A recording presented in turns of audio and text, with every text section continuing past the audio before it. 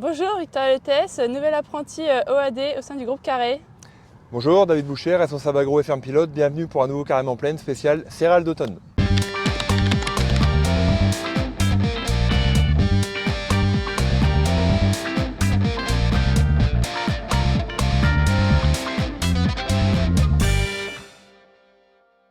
Avant d'attaquer à parler d'orge et de blé, on va faire un petit point sur les colzas, puisqu'il y a encore une actu cette semaine. On a des températures douces qui reviennent, donc des colzas qui vont être poussants. Et je vous rappelle, le zéro de végétation du colza, c'est 6 degrés. Dès qu'il fait plus de 6, ça pousse.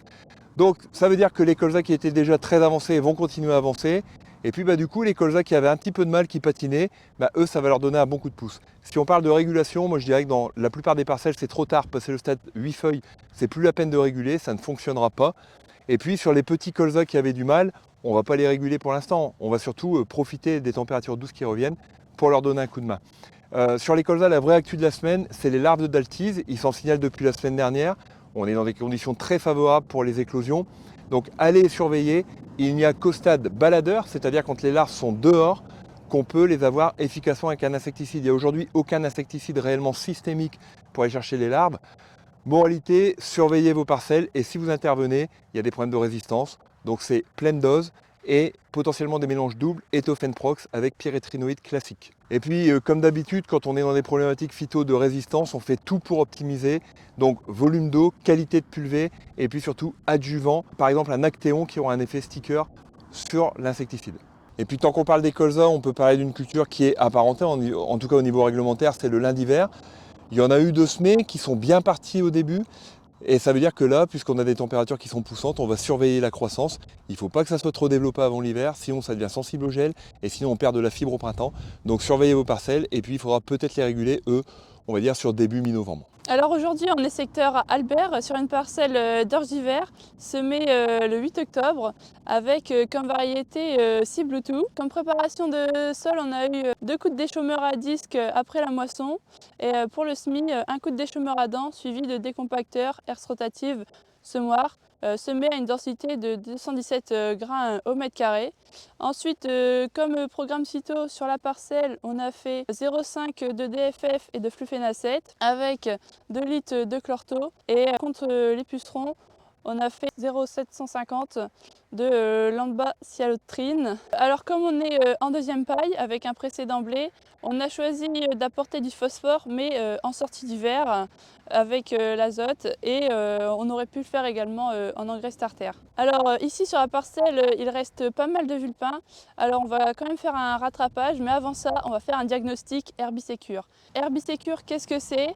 On va prélever des plantules de raies ou vulpins sur la parcelle qu'on va ensuite envoyer en analyse. C'est le groupe Carré qui s'occupe de venir faire le prélèvement.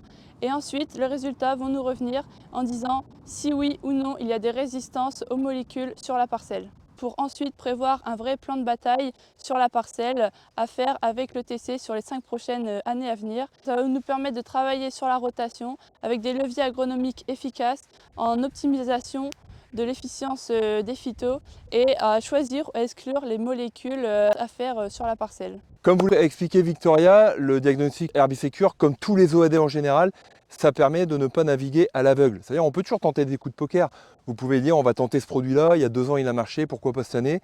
Alors il va sans doute fonctionner, puis peut-être qu'il ne va pas fonctionner. Et quand on voit l'investissement des phytos aujourd'hui, c'est quand même un peu dommage quand on a le moyen d'avoir des outils de détection. On va essayer de faire du programme sur mesure sur la base d'OAD. Par contre, il y a un autre élément aujourd'hui qui nous embête un peu dans les parcelles, on ne parle pas des limaces. Je vous ai assez bassiné avec les limaces pour l'instant. Les limaces. La pression aux limaces qui est extrêmement élevée. Les limaces? Les limaces, les limaces. Donc on va parler d'un autre ravageur qui arrive, c'est les pucerons. C'est vrai qu'il y en a un qu'on va à peine quitter parce que les plantes sont assez développées, qu'on en a un autre qui arrive.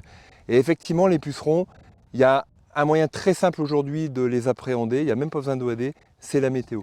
Les pucerons volent dès qu'il fait plus de 12 degrés et que le temps est calme. C'est typiquement ce qu'on nous annonce pour la semaine à venir. Ce qui veut dire que vraisemblablement, il va y avoir beaucoup de pucerons dans les jours à venir. Il s'en est déjà vu depuis un petit peu avant le week-end dernier. Donc allez surveiller vos parcelles, c'est très important. Aujourd'hui, on n'a plus l'imidaclopride dans le traitement de semences. Donc il est vraiment important d'aller intervenir dès lors que vous aurez atteint le fameux seuil de 10% de plantes infestées ou 10 jours de pucerons présents dans la parcelle. C'est important parce qu'une fois qu'ils auront transmis la virose, il n'y aura plus aucune solution curative. Vous allez le voir à l'image, on est sur une parcelle qui a été un petit peu cognée au désherbage, comme beaucoup de parcelles cette année. C'est normal, il a plu, hein, donc souvent les orges, les blés ont pris un petit coup. C'est pas très grave, on a des solutions de détox, hein, on vous a déjà parlé du MISA par exemple, ça peut donner un bon coup de fouet à la plante.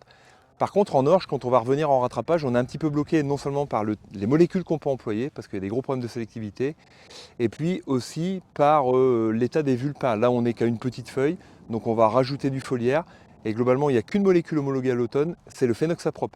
Le pinoxadène, c'est dommage, ça marcherait pas trop mal en association, mais on n'a pas le droit de venir avant le printemps. Alors pour toute question sur les EAD ou sur le diagnostic Herbicécure, n'hésitez pas à me contacter, je suis à la ferme pilote. Merci Victoria pour tous ces enseignements. Merci David, merci à toi. Pour toute autre question, n'hésitez pas à contacter votre TC Groupe Carré.